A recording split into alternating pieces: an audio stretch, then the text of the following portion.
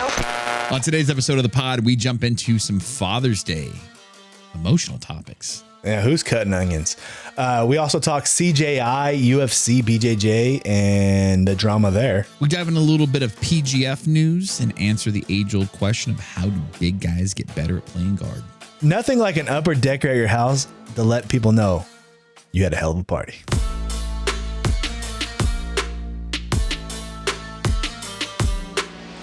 Ladies and gentlemen, welcome back to the pod, episode 90 of the BJJ Balance podcast. My name is Kenny, and I am here with Matt. Happy Father's Day, brother. It is actually Father's Day today. It is actually Father's Day right now. Now, it's Tuesday for you guys, but it is Father's Day for us. And what are we choosing to do with Father's Day? Talk to our friends. What's up, guys? How's it going? Father's Day it's fake, Kenny. It's not real. You know, This is a tough one for me because my older kids they lived with their mom, and I don't get them on Father's Day. Like, they get out for summer, but my oldest daughter's birthday's in July. So she typically wouldn't come to visit until after her birthday, which is the first week in July. And then I would have them July through, early September. But I never really get to spend Father's Day with my kids often, or at least my earlier ones. Now having Sadie, and then, her, like, she's 7 now, like, she's a little person. She's not just a baby anymore. Like, I'm starting to get that Father's Day experience for the first time. So it's been kind of nice. The wife has been at work today, so I had breakfast. I woke up this morning, they had a card. There was a gift certificate for Pancake House in there.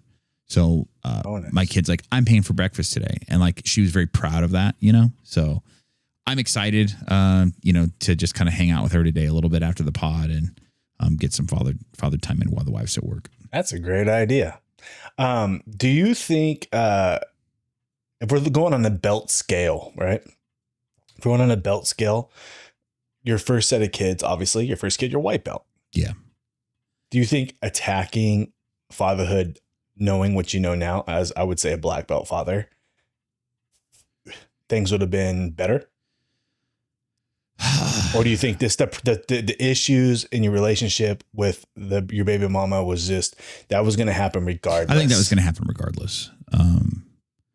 And I'm not going to, use this to shift blame or anything. We're like not that. bashing nobody. No. But I mean, I just two to tango. Yeah, but we were kids. We were very young. But I do think that there's a lot of growing up that needed to happen on both our parts for that to work. I don't think that doesn't matter what timeline that relationship's in. It's never going to work. So that ends the way that it ended.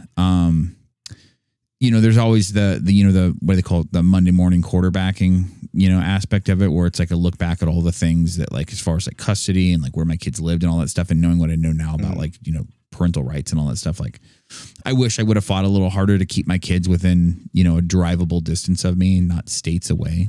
So it would have made being more present in their life a possibility. And that's one of those things that, like, I live with every single day of my life, where I just constantly, that's always in the back of my mind. And sometimes it hits me and I dwell on it. And it's, I wouldn't say like it's depressing, but it's really kind of a bummer. Like, man, I could have been better. But yeah, I mean, I'm getting a second shot this time around. And I used to harbor some guilt I've talked about this, way like 2 years ago, but I used to harbor some guilt having this younger child, because I'm like, I said I never wanted kids after 30, and I broke that when I met my wife, because my wife didn't have any children. She really wanted one. She's a widow. Her chance to be a mother at a younger age was kind of stolen from her. So I would be a real asshole to say no and to hold that line. You know what I mean? So I gave into that, and we had a kid, which I'm very thankful for. But there's the guilt there that, like, I'm giving this child because she lives with me. You know what I mean? She's in my life. I'm with her mother, and I'm giving her things that I wasn't able to give my older kids because I wasn't there. And so I definitely harbored some guilt for that for a while. And I remember having a conversation with my oldest daughter about that, who is an adult now and whatnot, and just kind of explained it to her. And she's just like, don't do that. Like, I love you. I'm happy with the relationship we have now. And I don't want to dwell on the past, and could things have been better? Sure. But, like, at least you're being the best that you can now. And that's all that matters. So, I'm really thankful that I've got an understanding older child. But I would say the hardest part about being a dad at my age with a young child now is the energy. And because I have a prior experience, you know what I mean? I remember what it was like to be 19 years old with a brand new baby. And I had sleepless nights weren't there were sleepless nights, but I had the energy. You know, you're young, you can push through that like it's no problem. When I was 35 when we had my last kid, and like sleepless nights destroyed me, you know, and it was rough, you know, it was hard for like to get up and go to work in the morning. Cause like, dude, I'm on 3 hours of sleep and my wife's on less, you know? Right. So, you know, that's the only real disadvantage of having, I think, children later on, is just the energy that I had in my early 20s isn't there for comparison. But if you were never like a young dad to begin with, then I guess you wouldn't, you know, you wouldn't know that. So you wouldn't like compare the two, but it is easier in that aspect from a physical standpoint when you're a younger parent. But, you know, there's the things now that like financial freedom. You know, I'm in a much better place financially than I was when I was 19 years old. And I can do things, you know, it's not like a matter of like, you know, we got to pinch pennies to make sure that we can afford this. It's like, hey man, if I want to get my kid this toy, I know I can afford to get my kid this toy. It's not a big deal, you know, that kind of a thing. So little things like that. There's definitely some differences between older parenting and younger parenting, but you know, I think there's ups and downs to both. Right. I think we both come from what we do. We're both come from a parenting standpoint. We're both starting from scratch as dads, right? Because we didn't have no one biologically to teach us how Correct. to do things, Absolutely. and we didn't have a healthy example of a loving father. I had influences. I've talked about this, but a biological hand on your shoulder, a pat on your back is very, very important. So we're just kind of winging it. It's kind of like starting jiu-jitsu and not having a buddy to say, hey, come do jiu-jitsu with me. It's kind of, we're just like going in it, and then we don't know what we do. So of course there's going to be more mistakes. And to that, I'm like, I just wish that, you know, I know there's a lot of dads out there. There's a lot of dads out there right now that are estranged from their children, and they love their children, and they're going through it, and they're having a lot of issues, and they just want to, and whether it's a conflict between the baby mama or them, they're just having problems. Like they want to like show that they love their child, and they can't. And my heart breaks for men who are going through that. Yeah. And seeing Father's Day posts and seeing all these posts of like you and your daughter or me and my kids or your friends and their families, seeing all that and then not being able to do that. I remember not being able to hang out with my dad because he didn't care. You know what I mean? And I remember, but like from a dad standpoint, seeing other dads having strong family ties with their kids and not being able to, whether it's by hook or by crook, my heart breaks for guys like that. And to that, I say, I just wish that parents, and I'm talking to ladies here, if you know that your guy is a good guy, if you know that genuinely he's, as a guy who had no father figure biologically and wanted one desperately, if you know that, you know, maybe he is a piece of crap to you, maybe you guys just don't mesh and you don't like how he treated you, or you don't like that, whatever, he cheated on, whatever, and you have no issue, you don't like him personally. But if you know he's a good dude and that he will benefit your child as being a father, as a kid who didn't have one, we want that. Mm-hmm. You know what I mean? Mm-hmm. We want that. Now, my dad was, my mom made the right choice. My dad, I had to rely on grandparents and uncles and stepfathers to step up for me. And thank God they did. But so yeah, there's situations where you pull away again, no, this guy's bad news. And I don't blame my mom for, you know, doing what she did, but there are guys out there who are just getting treated and getting thrown down by the system just because. And to me, I feel like that's not fair. And my heart breaks for you guys out there. And just know that it'll come back around. It'll come back around when your children get older. Maybe you're not a presence there early, but when you get older, when they start to realize and they can start seeing, and they start seeing what's happening here, if you're listening to this and you're estranged from your dad and you want to reconnect, that's the key. If you want to reconnect, it doesn't matter how old you are. You could be 35, 40 years old. You want to reconnect with it. Give it a shot. Right. Give it a shot. Yeah. You know, I kind of just touching on what you said. We've both mentioned in the past that we have had stepfather figures that were like hugely beneficial to us, you know, and taught us a lot of things. But as much as I can be appreciative of my stepdad and the things that he did for me, it's not quite the same. There's like that little bit missing because it's not dad. You know what I mean? It's not my biological No, it's father. not. Yeah. And it's not. There's always something there. It's like,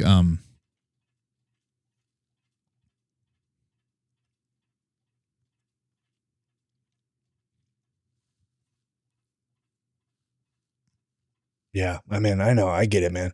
You want it so bad. I think we both do. We both want it so bad, but, and then we just had no one to teach us. You know what I mean? Like if I could go back, if I could talk to my dad the day before I was born, like if I was sitting there and I could be like, and I could talk to him the day before I was born, I would tell him like, look I'm coming out tomorrow, you know, like, I don't know, man, but my heart breaks for you guys. I'm out here crying. My heart breaks for you guys. And, it's not too late. If you want to reconnect, shoot your shot. You only get one life.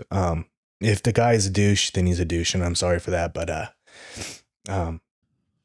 we all, as children, we're all kids to somebody. Everybody in the world. That's one thing everybody has in common. And shout out to the real ones who are really doing the extra. You guys are you make an impact, whether it's negative or not. So might as well just be positive about it. Let's talk jiu-jitsu, Kenny. What the fuck? Yeah. Holy cow. Not a planned topic today, folks. Jesus Christ. Yeah, that's balance. That's balance. We've got some CJI. Actually, no, let's take a step back. We've got UFC BJJ making its official release. Actually, is it Monday? Tomorrow is the first episode of the UFC BJJ Road to the Title or something like that. Belt that it is. So they're doing like the Ultimate Fighter style thing for BJJ, which I think is a phenomenal. We've talked about this in the fucking past. Whoever's at UFC that watches our fucking pod, give us some goddamn credit. Come on, man. Give us some goddamn credit. Okay. And maybe we can get a media pass there, yeah, Craig. Yo, 2 years ago, we talked about this shit on the pod about this is what BJJ needs is some sort of like an entertainment show that shows the personality of these jiu-jitsu athletes, just like the Ultimate Fighter did for fighters. And now it's a thing. There's two coaches, Mikey Musumeci and some Brazilian guy that I think they got the guy. I think they got the guys wrong. I think they got the coaches wrong. I agree with that. I think that if there's anything that I can say is a miss on this, I think the coaches. Now, they're both good guys. One guy, I'm gonna be honest with you, people don't know who he is. Right. And Mikey is like, his controversy is, it's not very controversial. You know what I mean? It's like, it's autistic controversy. We've talked about that in the past too. But there's two guys. I mean, you could have done you didn't have to be Craig and fucking Gordon. It could have been Gordon and Nicky Ryan or Nicky Rod. They did it because they're trying to create this super fight. So have that fight on their card. But It should have been the two most pristine jiu-jitsu MMA guys that you guys have had. It should have been Damian Maia. Ooh. Okay. As a coach, because you're going to bring UFC fans down that will know who he is. Right. It should have been Damian Maia. And it should have been someone like Matt Serra or Fabricio Verdum. What about a Nate Diaz? Yeah. It should have been someone who's pro jiu-jitsu who does MMA. What about a Nate Diaz and like a Brian Ortega? Bro, you got two guys that come from the streets and jiu-jitsu saves their life, and then they jump into MMA and become top tier. then have a match at the end. Like Yeah. I'm telling you, like you guys missed UFC. They're going pure jiu-jitsu, but but we want to bring other people in. I think they missed. I think they missed on the athletes that are coaching.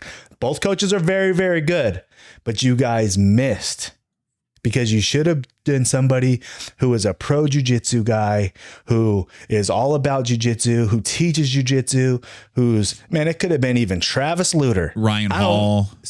There's so many. Right. Hey. Breaking news. How about Hoist Gracie? Yeah. Like, you know what I mean? Like you could have done something way better, way funner for the inaugural season. Right. I'm not saying Mikey and this guy couldn't be later on. And I'm not saying Mikey and this guy couldn't be on the card as the main event, because obviously, Hoist ain't going to fight nobody right now. Right. But you guys missed that. And I feel like that was a miss. Yeah. So, they released their rule system, which is a direct ripoff of CJI, and that's fine. I mean, there's a unified MMA rule set, but if this is going to be the adopted rule set, then can we at least give the guy credit that fucking came up with the idea? Right? I mean, Karate Combat, Greg Jones. Look, right? But we didn't get into the fucking soup bowl or cereal bowl or right, what. They kind of CGI did it to ADCC. Now UFC BJJ is doing CGI. It's kind of like, hey, like, right. This is what happens, like shoes on the other foot. Now, how does it feel like having the bigger guy put the thumb down on you? You know what I mean? But still, that $1 million prize, that's going to be hard to beat, guys. I don't care, or whatever. The big money prizes that CGI offers is way better than getting some Venom shorts and Hayabusa to win. What are you going to win? $100,000 contract like the first Ultimate Fighter? Right? Is that what they're going to win? Like, I don't know what the prize is for the correct. Yeah, I'm not sure either. I'm sure they'll talk about that, but it ain't going to be $1 million. Right. You're 100%. It's going to get you exposure, but CGI. Somebody in the comments like you're going to get more exposure at UFC, and no, you're not. Yeah. Absolutely not. Hey, name me a power slap fighter besides Paige Van Zandt. Right. None. No one knows, dude. Zero. Why do we know Paige Van Zandt? Because she's an ex-UFC fighter and she shows her butthole online. That's, you know what I mean? Like, that's how we know her. We don't know her for any other reason, but I don't think that it'll be you're going to get the recognition in CGI, you get the recognition because everybody's watching on YouTube. I will never forget who the first $1 million grappler is. Right. You know what I mean? Right. I just know you get more exposure. Right. I agree with that 100%. Speaking of exposure and not beating big prizes, CGI steps up, and for CGI 2, they're doing a women's bracket. It's going to be a smaller bracket. It's going to be like the last CGI format, not a team thing. And it's $100,000 grand prize for women. There's never been a women's grand prize with that amount of cash in it. Not even close.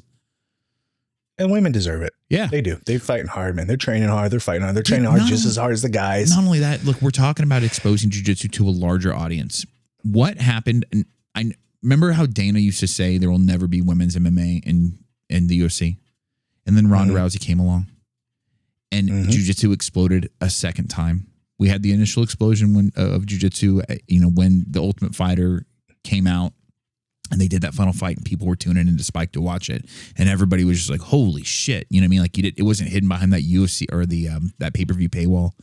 And people got their first mainstream exposure to it. Then we had this explosion of... you mean MMA or MMA guy, not jiu-jitsu, MMA. Yeah. Okay. Then we have this explosion of jiu-jitsu a second round when now women are feeling included because they've got this like dominant women's champion that a lot of women's MMA is boring. Let's be completely honest. It's boring. It's slow paced. It usually ends in a decision.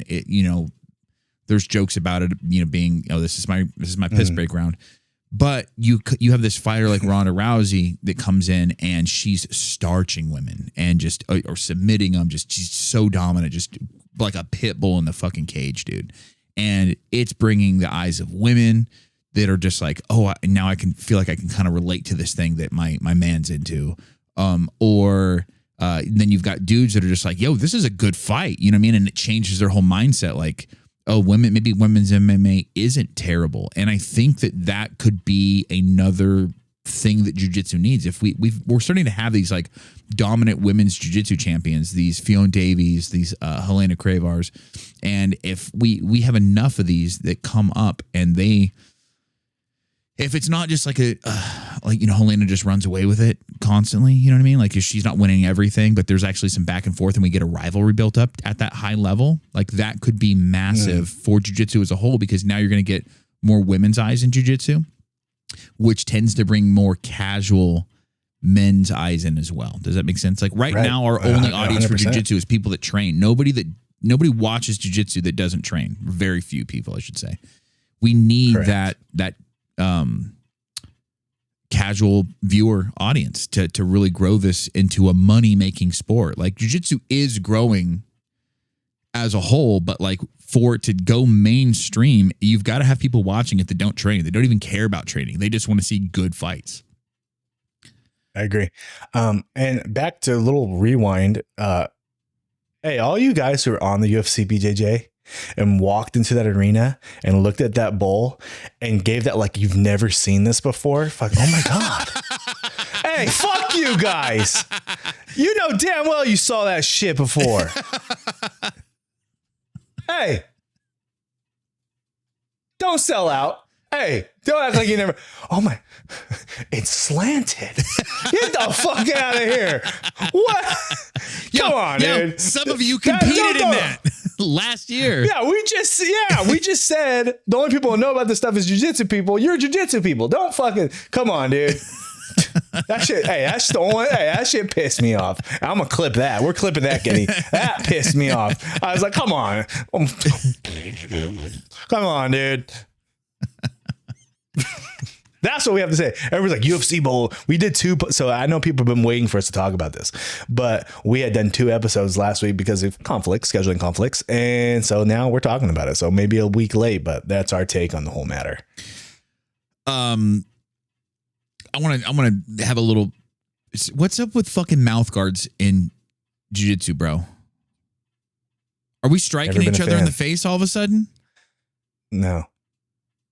I guess people don't want to hurt their teeth. They don't want to bite their tongue. I don't know. Okay. Which can happen. I've gotten hit in the face and I've absolutely done that. I've never bitten through my tongue. I've never chipped a tooth. We're not getting punched in the face, guys. It's not a full contact sport like that. You know what I mean? We're not ramming into each other like football players at 20 miles an hour each, like, train wreck. None of that's happening. It's You might get an elbow to the face or a random leg kicks you in the head when someone's trying to Granby roll or something like that. But it's few and far between.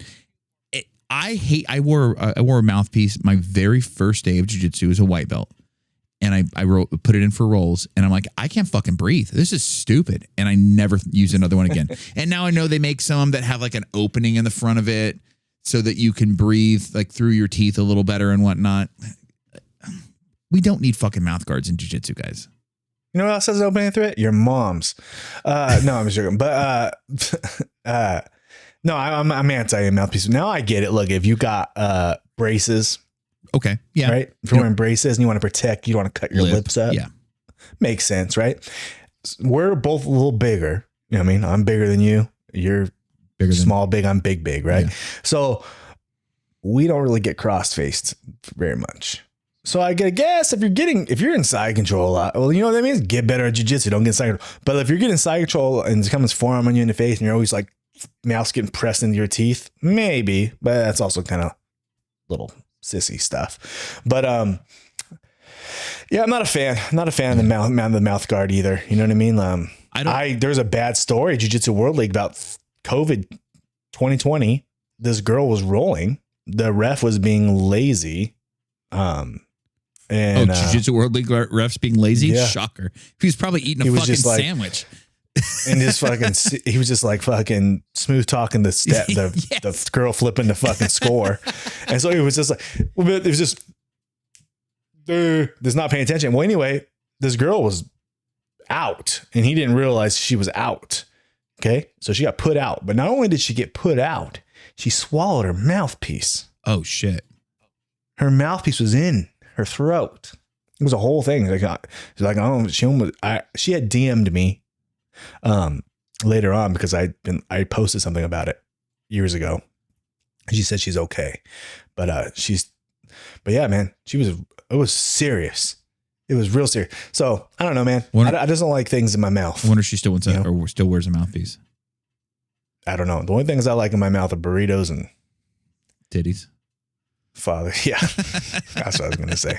I'm trying to. You can say it, bro. I'm trying. You can say. I'm trying. It's your Father's Day, I know. bro. You gotta pass. We're pretty deep in the podcast. She ain't gonna hear this part. She's like, you guys both cried on the podcast. I'm listening to this one, dude. I gotta watch what I fucking. I gotta watch what I say. You guys both cried like little bitches on the podcast. Yeah. Hey man, we're broken. We're broken fucking men. You guys are gonna clip you guys crying. You guys are gonna clip it with sad music and post it. Oh yeah, for sure, 100%, 100%. Yo, I'm not crying and not getting something out of it. No, we're gonna fucking make this a sobby fucking Sarah McLachlan fucking music. We're gonna really fucking ham that one up, dude.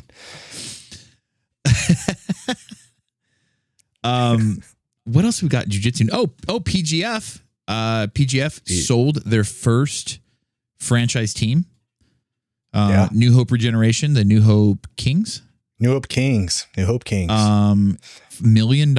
This is a crazy thing. It's you think like, oh, a sports team for $1 million. That's crazy cheap. It is crazy cheap for dude. When PGF explodes and that team has a valuation that's massive, that $1 million buy-in is going to be such a massive payoff investment for them. It's wild, but it'll be cool to see who else jumps on board. New Hope's been rocking with PGF for a couple of seasons now. It's pretty hard. They've been big sponsors of just PGF in general. They're a staple, and I've talked to Kevin Lucas. He's a cool dude. So I mean, and they don't train at all. I'd like to see them stay. I think he does. Yeah, he trains a little bit. Yeah. Okay, I was curious. Like, how do they? He's coming back from injuries and stuff. Go figure, right? So, but I think this is a great time. So yeah, we have the New Hope Kings, and now they're looking for other teams. This is a great time for real. So we have talked about this in podcasts before, Kenny, but real jiu-jitsu teams who already got a fan base. So we already have like Checkmat. Right. Now that would have been cool if they were the Kings. Like they don't have to be because of the chess piece, right?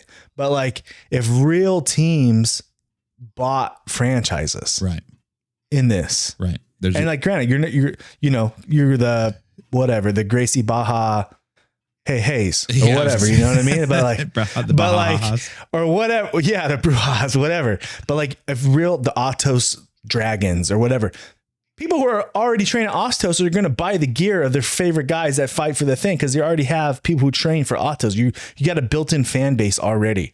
Like the merch is going to sell. Right. Well, New Hope Kings, they're just a regenerative, stem cells. So they have people who will get that done. And what they do is very, very good, but they haven't built a fan base. They're just a great company. Right. If a team bought a team for PGF, right. The 10th Planet freaking freaks, aliens, whatever. Right. Right. The Martians, whatever. People would buy Martian gear. 100% guys at 10th Planet would buy Martian rashes, Martian spats. You know what I mean? Like, right. You could do that, or the Area 51s or whatever you want to fucking call them, right, from the 10th Planet. You know what I mean? Like you could definitely, because you built in your fan base. I think that would be a great thing for them to do. Yeah. I agree. And the crazy thing too, is that I think we're going to see the benefit of that come CJI this year, because CJI is doing these teams. And so and it is what Matt just mentioned. There is going to be a Checkmat team. There's going to be an Atos team. There's going to be, so we're going to go, it's going to be an Olympic feel. Yeah. You're going to go, sure. You're going to go when like we already saw how wild the Checkmat corner was at the pyramid at Worlds. When a Checkmat champion won, you know what I mean? It's going to be that same vibe at CJ. There's going to be a shit ton of Checkmat people there. There's going to be a shit ton of Gracie Baja guys and Atos guys. They're supporting their teams. And when their team is up to go, it's going to be fucking bananas, dude. And those people, For I sure. promise you, they're going to try their best to sit together in a big, massive group so they're not just spread all out and it's a roar from like a section of the stadium. 100%. So I think that'd be great for these teams to try to jump on board and buy stake in the PGF. I mean, PGF is new. It's not you. It's season 8 but like relatively new to the public on a eye. massive scale. You know, it's kind of, yeah. Brandon ran that as like a regional kind of a thing for, I think, the first but now it's big 6 time. seasons. This is Bitcoin. To me, right now, jiu-jitsu is about to boom. Jiu-jitsu is about to take off, my opinion. And I've talked to guys like BMAC and everybody, and they all agree. Right now, it's like buying Bitcoin in 2012. Right.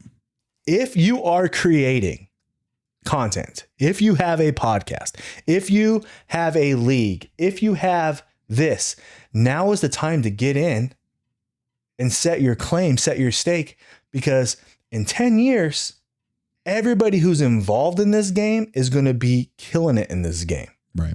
And I feel like if you did buy something buy a team right now, I don't know what they bought for 7 figures, but what is going to be in 10 years is going to be way more expensive than that. Right. So like right now is the time to get in while iron's hot. Do you have any specifics that Brandon has leaked to you in regards to the way that the team structure stuff is going to be, as far as like athletes on contracts or like trades or anything like that? I have nothing like that. All I know right now is that the mat is going to be bigger, and it's going to be way bigger. And I do think that the guys only have to weigh in one time. The beginning of the season, which I don't know if that is the way to go. But I could be wrong on that also. I do know some of the coaches that I don't know if they released them yet, so I can't. No, they released them. They did. So we have like Canuto and Varela. There's some solid coaches. Varela, Mika Cipoli. You know what I mean, a lot of guys that are in the area and that are very, very good. So it's going to be, it's cool. I know the draft is going to be at a different location. A lot of those coaches are also former PGF competitors, so they know the rule set.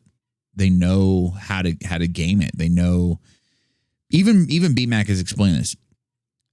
PGF is jiu-jitsu based, but it's not jiu-jitsu, if that makes sense. Like, you're doing jiu-jitsu, but like the way the game is played is not played the way you would play any other jiu-jitsu style format. It's not the way you play an IBJJF tournament. It's not the way you play a sub-only tournament. Like, there is no, you can't back up. When they want constant action, there's no stalling. There's stalling calls. There's no, even if you've got heavy pressure, you've got to figure out how to be heavy, work your pressure, and still look like you're being active, doing something else other than just cooking the guy.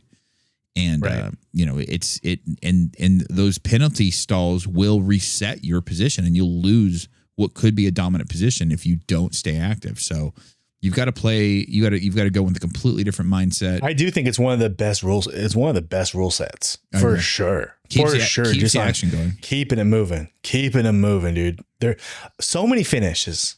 Yeah. When we were there last season. Yeah. So many finishes. Finish. There's how many times do you ever see it go to a draw? Very rare. Very rare. Very rare.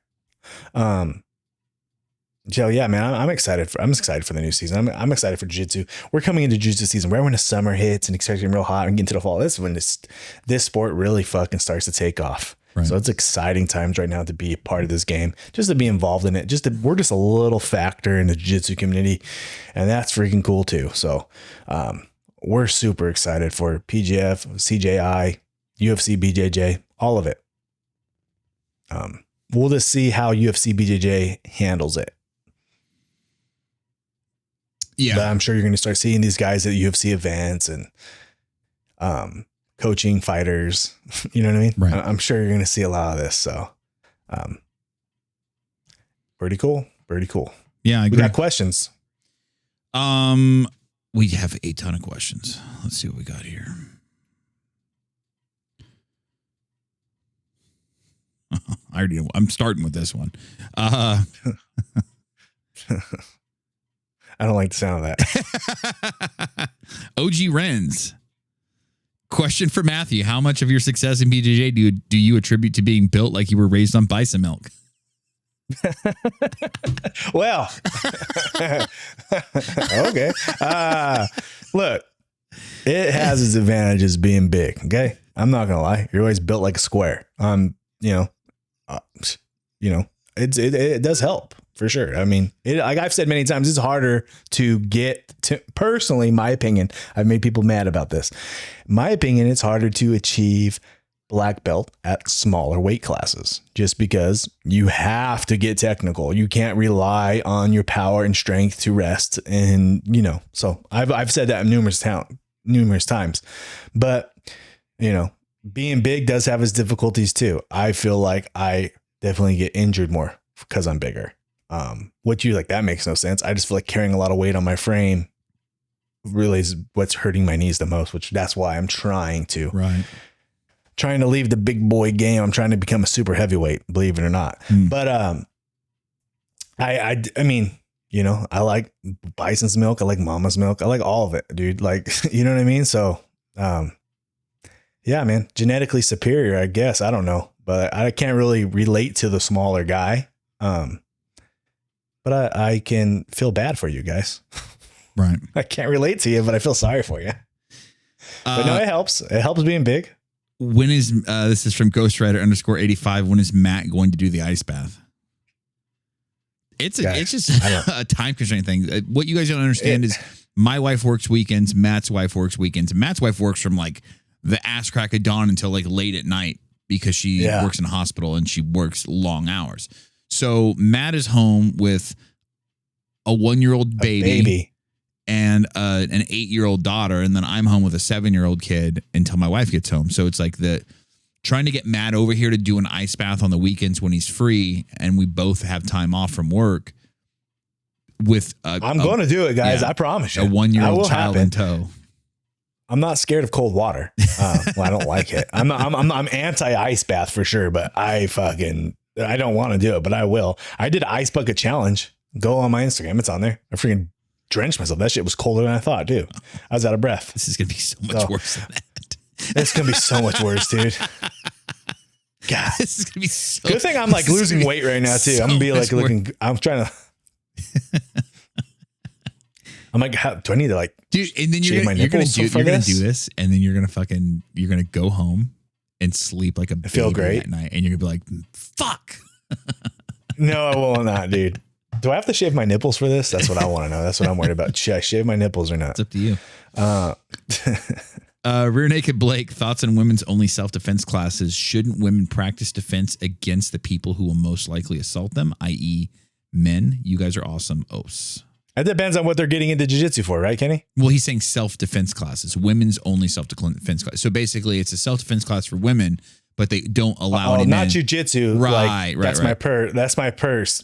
Kick him in the nuts type shit. Right. That kind of a thing, which I get. Look, they do the women's only thing because they want women to feel comfort in like a vulnerable situation. And usually there is a male instructor there so they can see what, body type is going to feel like and whatnot. But I do agree there is kind of a catch-22 there. You want these women to feel comfortable and not, in this vulnerable state, but in the same regard, like they need to know what it really feels like to fend off an attacker that might be of the size and weight and size, height and et cetera, frame.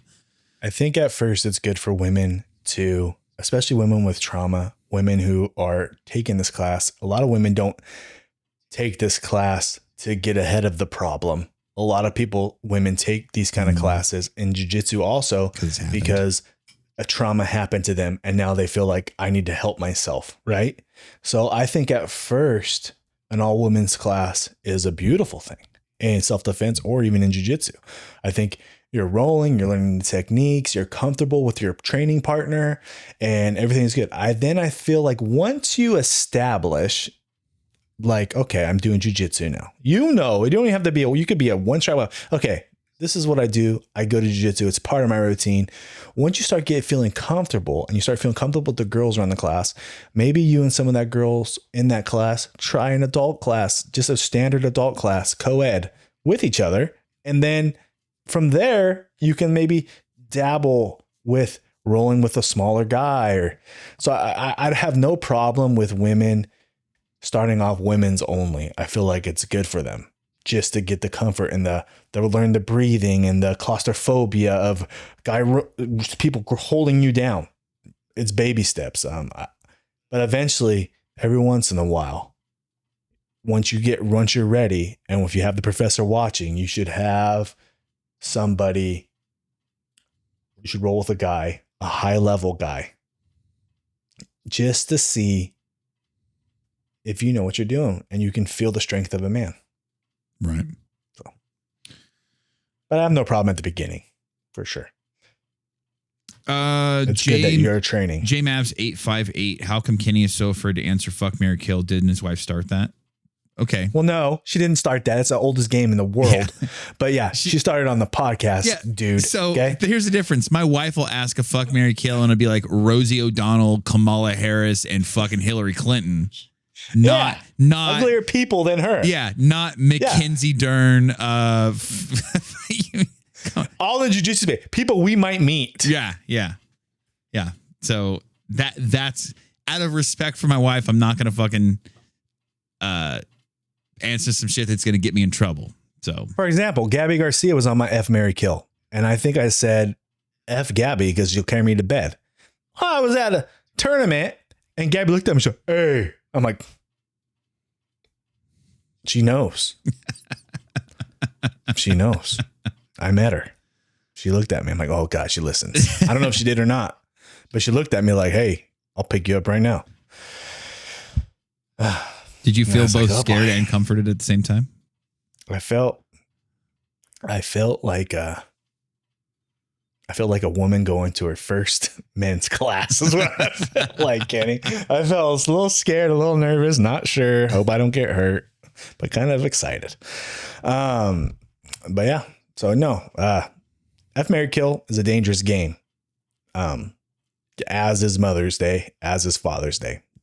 Same thing. You got to pick things wisely. Right. Kenny, I applaud you for being a good husband, because there's been many times I've been like, aim for the bushes and we're out of here. And I got a fucking side eye looking at me. You know what I mean? Kenny doesn't have to fucking, Kenny doesn't aim for the bushes, parry to the left, parry to the right. You know what I mean? Like, there's a lot of times your boy gets him in trouble. So. Kyle _ Curry. Does anybody else use their car seat heaters as a heating pad the day after training? Yeah. You do? Oh, yeah. I hate car seat heaters. Do you? Oh, they're the best. I'm a big boy, dude. I'm sweating back here, dude. So my wife will put hers on and I'm dying. And I'm like, why is this on? It's 85 degrees outside. It's Southern California. I've only personally had one car that had them. And this is when I owned an Audi. And you know how some car seat heaters are like low, medium, high? Audi has like a dial. So it's like, you roll it, it's continuous, if that makes sense. So there's a lot more range than like 1, 2, or 3, you know? So you can really dial it in. In the winter, they're the fucking best thing ever. You're not ever cold in your car, and you don't have to blast the heater because your body is warm and you just have the heater on low. So you're not waiting for the heater to warm up. You're not waiting for the heater's not just drying you out. Like you're just warm and toasty. I think those things are like the cabinets above the fridge, dude. They don't do shit. So that pissed me off. Have you ever driven a car that had air conditioned seats? No. Oh, I heard it's fantastic. Yes. It's a whole new level of fuck yeah. Now we're talking, dude. Now we're talking. Cool the biscuits off after practice. Now we're talking. I would be down for that. Dustin Kehoe. What do people use those cabinets above the fridge for, Kenny? Oh, mine can't even get to them because I got shit on top of the fridge that blocks them. So I think mine are empty, to be honest with you. Why are we just filling space of the hole? I think that's what it's for. Yeah. Because those shits are useless. Yeah. I tried to at one point in time, because my fridge is just the top cluster fuck of clutter, and I was like, most of it is like supplement stuff that for my wife. So I'm like, hey, how about we like clean everything off the top of the fridge and we put it in the cabinet above the fridge? And she's like, no, I don't have it. It's harder to access. So I tried doing that and it looked clean for like 3 days, and then everything just came right back. She started setting shit back on the fridge because she didn't want to climb up on a stool to put it up in there. Yep, totally. So yeah, fuck those cabinets. They're worthless. And I feel like if there's any like kitchen utensil that you have in there, anything that you put in there, you're like, oh, we only use this once a year on Thanksgiving or Christmas. But you shouldn't have it. Yeah. So we're going to put it up there. It's like it may be a decorative thing or like a turkey carver or something like that. Guess what? When it comes time to use it, you're going to forget it's there because you didn't use it for 11 and a half months. And why did moms in the 90s like big cocks in their kitchens, dude? That was a thing. Yeah. A cock kitchen. 90s moms love big cocks, dude. Big roosters all over the place. My mom had cow print stuff in the kitchen. We had a cow phone on the wall. Remember the phones that before wireless, you'd have to with a cord on it. We had a cow fucking phone. So dumb. I don't think you're really officially a man from the 1990s if you haven't banged a bird that had those zebra type seat covers in her car. I think this might be a Southern California or even Arizona. That's a very broho thing. Oh, dude. Yeah. She had a little blonde hair, a little black hair underneath. Yeah. The seats were just leopard print or zebra print with like some pink stitching on or something like that. Yeah. I know exactly what you're talking about. Yeah. Dustin Kehoe, should warm-ups be quick and to the point? Run, drilling, or 15 to 20 minutes of shrimping and forward rolls? Well, I got something funny to say and I got something good to say. I think they should be just a warm-up and you get the technique. People want to roll. I don't want people to be so tired that they don't get any good rolling out of it. You should be smoked after your rounds, not before your rounds start. But the funny thing is, if I see someone show up and he's like giant guy, D1 wrestler, and he's like, hey, I'm here for those nation guy. Well, you're going to have a hell of a fucking warm up. I'll tell you that right now. I need to get this fucker tired, dude. You come out looking at me hungry like I'm a fucking rack of ribs? Oh, hell no, dude. I was like, start fucking running, dude. Freaking burpees. We're doing abs. We're doing gi pull-ups. Whatever, dude. I was like, everybody's looking at me like, Matt, what the fuck's going on? I'm like, you see that 6'5", fucking 312-pound dude full of muscle? Every time, this is funny. Every time Jason Shirley, now, if you don't know who that is, every time he showed up to one of my 6 a.m. classes, fucking warm it up, dude. Warm it up. Wind it up. Fucking like that girl. Warm it. Yeah. Yeah. I've rolled with him once. Sure. That guy's a motherfucker. That's my thing. I think littler guys have crazy warm-ups. Littler instructors, little professors have crazy ass warm-ups. Mm-hmm. Every little guys. Savage black belt I ever known has insane warm-ups. And granted, maybe they're in better shape and that's why. Right. But I think it's because they want to get people fucking tired. So when they roll with them, they can fucking murk them. Right. That's what I do. Davis _MD, no questions, just tore my LCL at class today. You'll be getting me through recovery and comeback. Oh man, fucking heal up, bro. Yeah. I've tore that a couple times. That's not fun, dude. But the good thing about a knee injury, it still works. You know what I'm saying? That right. Just, she can get on top. You know what I mean? So just enjoy your family and enjoy the other things. Go to class still. Hang out with the boys. Meet them up for lunch and stuff. That's all good. But yeah, heal up. Don't rush back too soon. Rush back when you're ready, not when your mind says you're ready. When you're really ready, that's when you should come back. And you're going to fake hurt it again. You're going to hurt it again. It happens every time for any injury. You're going to be rolling and you feel like it's going to pop. And you're like, oh no, I fucked my shit up again. It's not healed. Trust me, it's healed. It's just a scary thing. My knees popped and stuff. I'm like, oh no. I was rolling with JB and he's like, dude, your knees popping like crazy right now. And I'm like, it's all good, dude. It's just kind of what it does. Yeah. Your knees are fucking toast at this point. So he's like, dude, your knees making so much noise right now. I'm like, I'm good, dude. Don't worry about it. I'm tired of that too. I'm tired of, if you're going to roll and you're hurt, don't tell the person, don't roll unless you're willing to roll. Don't tell the person, hey, you want to roll? Sure. Okay, well, this hurts, and this hurts, and that hurts, and this hurts. You fuck the guys round. Yeah. Yeah. Watch out for this. Watch out for this. Watch out for my neck. Watch out for my neck. It's the whole fucking reason I'm here. Is for your neck.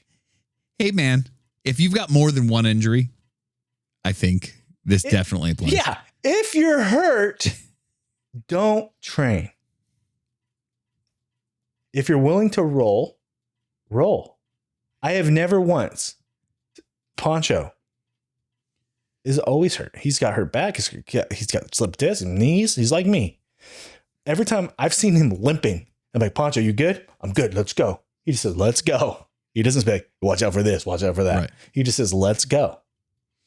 Use your tapping to stop yourself from injury. If you feel like it's getting too far in your next contact, tap. Right. Don't say, watch out for my arm. If they grab that arm, tap before they do something then. But don't just say, watch out for this, watch out for this. Because then I'm just like, okay, you just want me to be a sparring dummy or? Right. Right. What do you want me to do? I can't move? Chef Dylan Hancock, what are good ways to get comfortable with playing guard and being on your back? There's no way to get comfortable. Yeah, just do it. Do it enough to where maybe, I don't know. I mean, I don't know. I assume Chef Dylan Hancock is maybe a larger man, so maybe he is on top a lot of the time and whatnot. But if you want to get better pull at guard, on guys, pull on littles. Yeah. You got to pull guard on people under 200 pounds. If you're over 200 pounds, pull on people under 200 pounds. Period. And lose a lot and lose. Pass my guard. That guy probably thinks he's better than me. Probably does. Yep. Doesn't mean he is. Lose. And then have no ego and lose. Until you figure I know out. you don't want to lose in front of your professor because you want that next belt. And that next belt is very important to you. And you're like, if this guy beats me and professor's not going to give me the next belt, I assure you, he doesn't remember if you won or lost on Wednesday from the stuff you did Tuesday night. Right. I promise you. He doesn't remember your rounds. Just focus on developing yourself and lose. You have to lose to gain skills at things you're deficient at. Last question we got is Mark Leg Action. If you had to fight a famous midget, who would it be? Bridget the midget. I don't know. She from Elsinore. I heard she lived in Elsinore. For real? Right down the street over here. Yeah, for real. Why do I believe that? And why does that not shock me at all? I have no idea. That's what I heard. I wasn't shocked either when I heard. I don't know. Beating up a midget. I mean, the famous ones, you got Wee Man. You got that one that comedy guy who's pretty funny, but Brad Williams. Yeah. And then you got the dude from Game of Thrones. Yeah, that's who I'm fighting.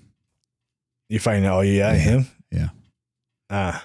Doink the Clown. If I fought Doink the Clown in WWE. I remember that. If I fought him, dude, I could be a wrestler, and your boy wants to be a wrestler. Is he the only midget that's ever been in WWE? No, there's a guy named Hornswoggle. Okay. Yeah, I fight him too. He was cool. Yeah, he used to have a shillelagh. They made him a little leprechaun. He'd run out in a little leprechaun suit. Yeah. And he lived under the ring. And just ran. No, I swear to God, he lived under the ring. And then randomly in matches, he would just pop out from under the ring. It's Hornswoggle, and he hit people with this shit. Yeah, dude, it was cool, dude. God, you can't beat WWE, dude. You can't. Oh my God. What's going to happen when Vince McMahon dies? He's the visionary of it. Yeah, but he don't have any ownership of it anymore. Yeah, but it's bought by TKO. Behind the scenes though, he's still creating the characters, and that's what I'm saying. He's not though. He's really? not. He got because he had that sex scandal. They fired him. Oh, really? Rumor has it he's trying to start another wrestling organization. Oh. He's meeting with some Saudi princes, and he's starting to start something new. Damn it! Because they kicked him off. They kicked him off. Because I guess he was like, dude, he did some nasty shit. He was like banging this girl and white poop on her and stuff. And Jesus. Like some real hot Carl stuff. You know what I mean? Yikes. Why is it named Hot Carl, Kenny? I don't know. But we all know what it is. I don't need an explanation for that. I'm well aware what a hot Carl is. Yeah. Have you ever upper decked somebody? No. I've done something. What I've done, I will not mention on the podcast because it's fucked up. But no, I've never upper decked anybody. I had an upper decker happen at my party one Did time. you really? Someone upper decked my house. That's how you know your party is fucking legit, dude. We had a helicopter and an upper decker. Someone shit in my upper bowl, dude. Now, if you don't know what an upper decker is, that means someone stands on your toilet and then they open the back of the toilet up and they just shit on the fucking in the back part. So then, like, after my party, I'm like, bruh, it still smells like fucking shit in here.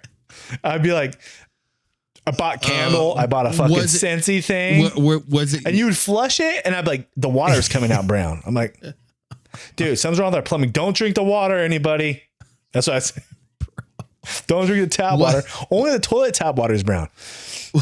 Gross, dude. Was it like a solid piece or like, cause like, I don't know, dude. By the time I found it, it was just brown.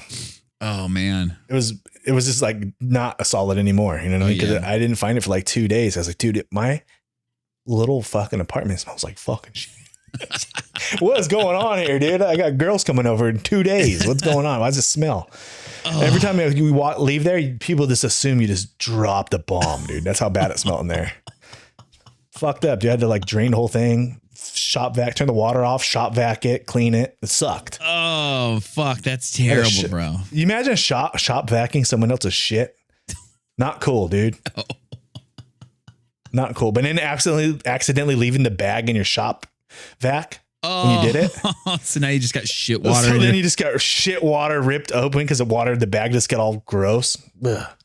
Gross, dude. What a party. Jesus Christ. That's it, Matt.